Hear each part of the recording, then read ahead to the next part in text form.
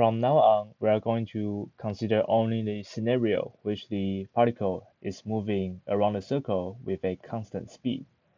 We already knew that the speed or the velocity can be written in r times the omega, which is the angular velocity.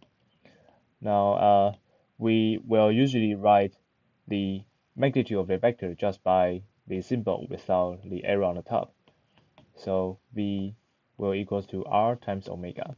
And if the speed is a constant, and we also know that this r, which is the radius of the circle, is also a constant, this means that the angular velocity is a constant.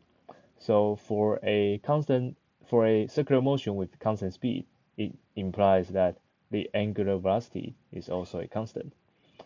Now, in this assumption, we can calculate the acceleration using its definition, which is the derivative of the velocity.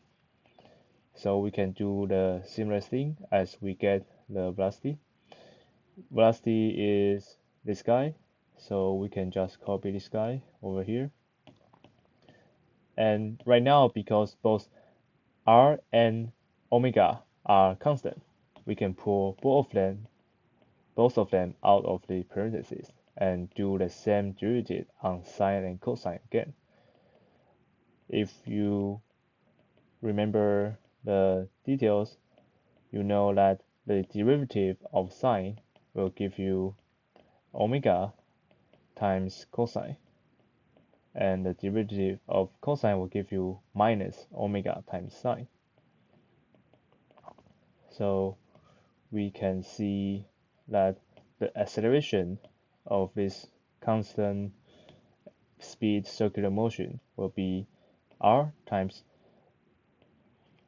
omega squared for the I direction, and there's a negative sign, and also minus r squared sine theta in the j direction. Now we get the acceleration, we can ask ourselves some questions. With an object not changing speed, why isn't the acceleration zero? The answer is simple, because the acceleration is defined by the change of velocity, not speed. So just because the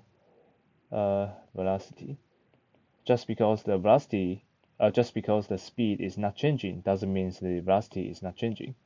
In this case, the magnitude of the velocity is the same, but the direction is changing. So that's why we have a non-zero value for the acceleration.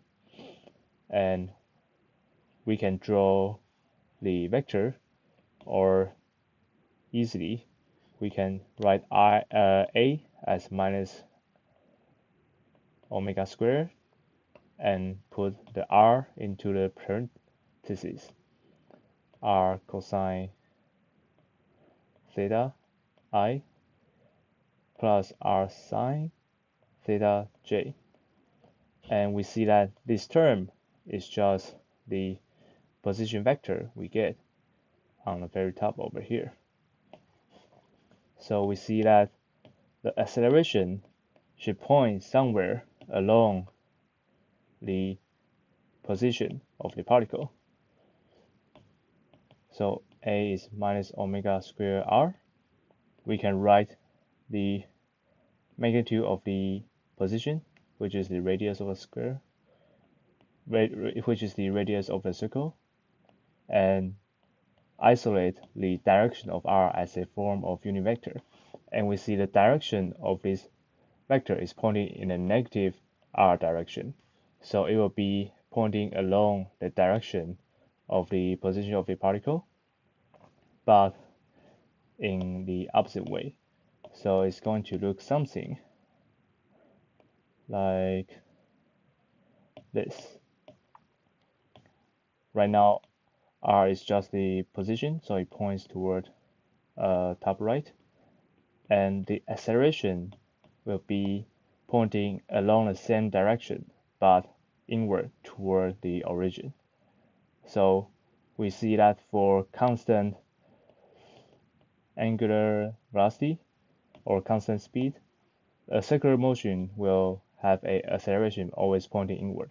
But if the angular velocity is not a constant, then this will not be true. And we also answered the magnitude of acceleration because right now a unit vector is isolated from acceleration. So the thing in the front will be the magnitude of the acceleration, which is r omega squared. Now using the relation we have for speed and angular velocity, we can get that we can substitute the angular velocity with speed divided by the radius. So we can write acceleration as r this thing squared, and there will be 2r in the denominator for you to cancel 1 in the denominator. So it will be v squared divided by r. This is how we write acceleration in terms of v and r.